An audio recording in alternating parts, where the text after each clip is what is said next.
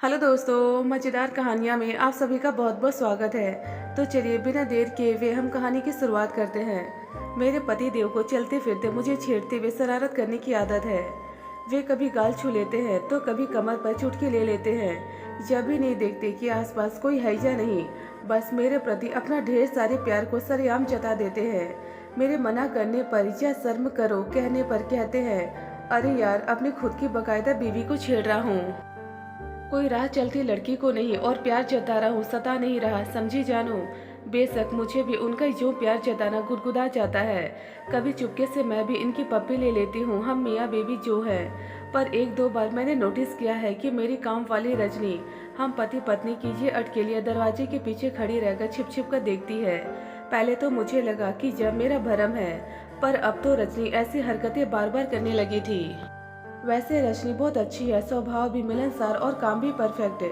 कभी शिकायत का मौका नहीं देती। जब वह कुंवारी थी तभी से हमारे घर में काम कर रही है। अभी 1 साल पहले उसकी शादी हुई थी। ससुराल यही पास में ही है, तो शादी के बाद भी रजनी ने काम नहीं छोड़ा। वह हमारे परिवार से घुल मिल गई है। दरअसल कुंवारी लड़कियों को ऐसी हरकतें देखने की उत्सुकता रहती है। पर रजनी की तो अब शादी हो गई है। उसका पति भी उसे प्यार करता होगा, शारीरिक सुख देता होगा। फिर हमें प्यार जताते देखने की इतनी ललक क्यों है? मैंने अपने पति अशोक को इस बारे में बताया भी, पर उन्होंने बात को मजाक में टाल दिया। पर मैं अब सतर्क हो गई थी। जब रजनी काम करने आते थे तब मैं अपने पति से दूरी बनाने की कोशिश करती थी। यूं ही साल भर बीत गया। एक दिन बिना बताए रजनी काम पर नहीं आई।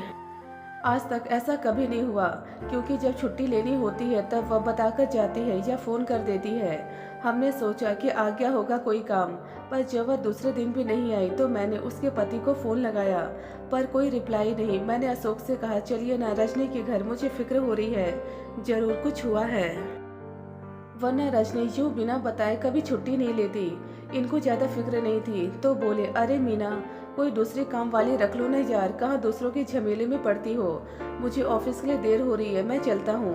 पर मेरे मन को चैन नहीं था, तो इनके ऑफिस जाते मैं एक्टिवा लेकर निकल गई। एक बार भारी बारिश थी तो हम रजनी को गाड़ी में छोड़ने गए थे। पास वाली बस्ती में ही रहती है, इसने घर देखा हुआ था। मैंने एक्टिवा गली के नोक पर पार्क की और छोटी सी पगडंडे पर चलते हुए उसके घर पहुंची। देखा तो रजनी की सास आंगन में बैठी लहसुन छील रही थी। मैंने पूछा, मौसी रजनी कहाँ है? 2 दिन से काम पर नहीं आई। यह सुनते ही मौसी तुनक कर खड़ी हो गई और दहाड़ते हुए बोली, नाम मतलब उस उल्टा का, हमारी इज्जत पर पानी फेर दिया उस करमजली ने। मैंने हकीकत जाननी चाहिए, पर वे तो रजनी को गालियां देती मेरे मुंह पर दरवाजा बंद करके घर के भीतर चली गई। पड़ोस के घर में खड़ी एक लड़की चुपके से मुझे देख रही थी। मैं उसके पास गई तो वह भी दरवाजा बंद करने लगी, पर मैंने धक्का देकर दरवाजा खोल दिया और पूछा, अगर तुम्हें पता हो तो सिर्फ इतना बता दो कि रजनी कहाँ है। सरकारी अस्पताल में, कहकर वह लड़की दरवाजा बंद करके चली गई। मैंने एक्टिवा ली और सरकारी अस्पताल आ गई। कितनी देर इधर उधर भटकते हुए मुश्किल से रजनी को ढूंढा।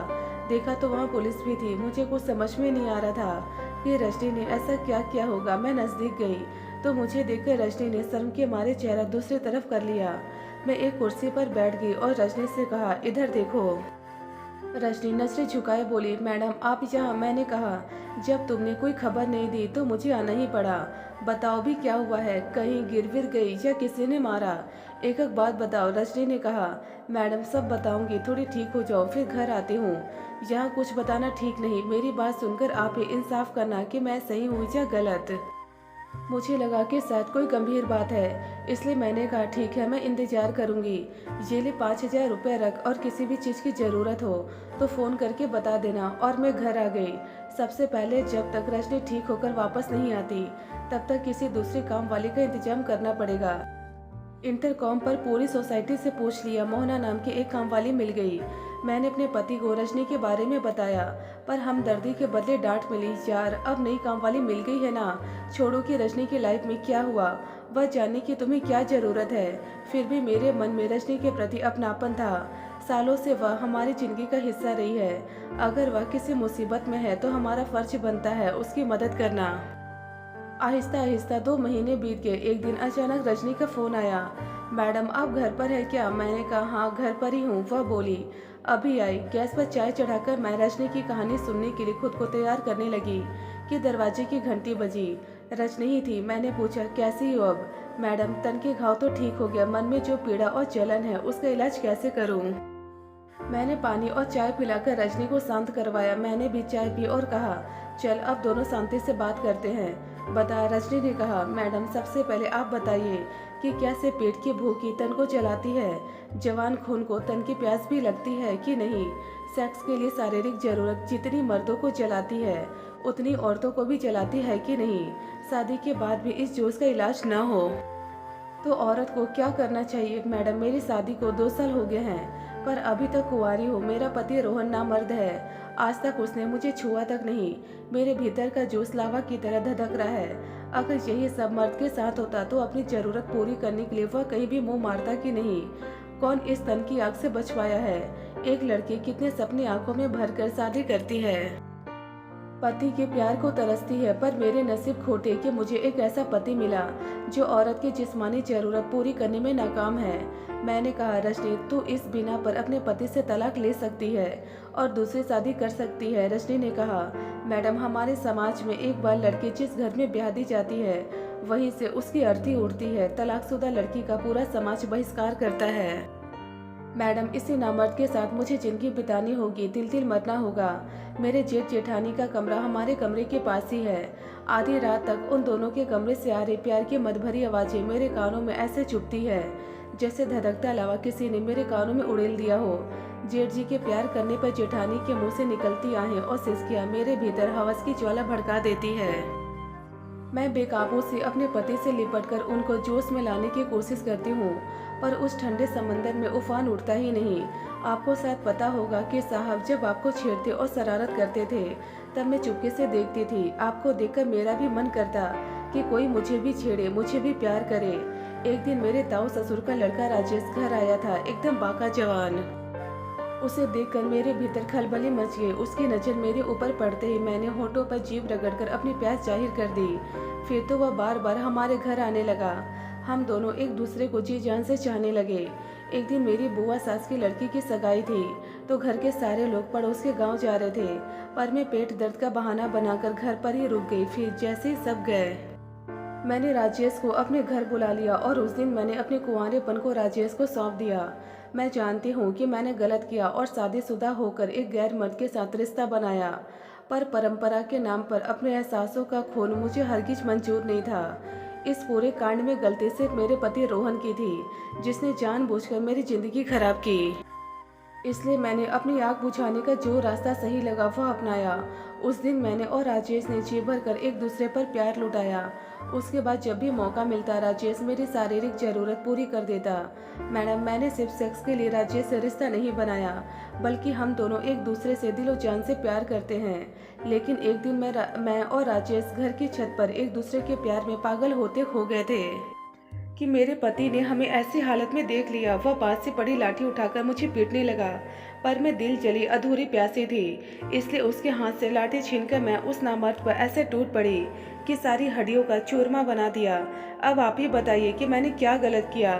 सारा किस्सा सुनने के बाद मुझे रजनी की किसी पहलू से गलत नहीं लगी, बस उसने हालात को उलझा दिया था। मैंने रजनी को समझाने की कोशिश की, तुम और रोहन आमने सामने बैठकर इस मसले का हल निकालो। रजनी ने कहा, मैडम, अब जो भी अंजाम हो, पर मैं उस नामर्द के साथ एक दिन भी नहीं बिता सकती। कुछ भी करके इससे छुटकारा पाना चाहती हूँ और राजेश के साथ अपनी ज़िंदगी बिताना चाहती हूँ। परिवार और समाज के डर से मुझे अपनी ज़िंदगी ढोनी नहीं, बल्कि जश्न से जीनी है। रजनी की आंखों में प्यार की खुमारी और हिम्मत को देखकर मैंने रजनी की जगह खुद को रखकर देखा तो किसी पहलू से रजनी मुझे गलत नहीं लगी। मैंने उससे कहा, देखो, तुम गलत बिल्कुल नहीं हो। प्यार और जंग में सब जायज है। शादी टूटने में हर बार औरत ही जिम्मेदार नहीं होती, बल्कि इस तरह थोपा गया रिश्ता टूट जाए वही सही है।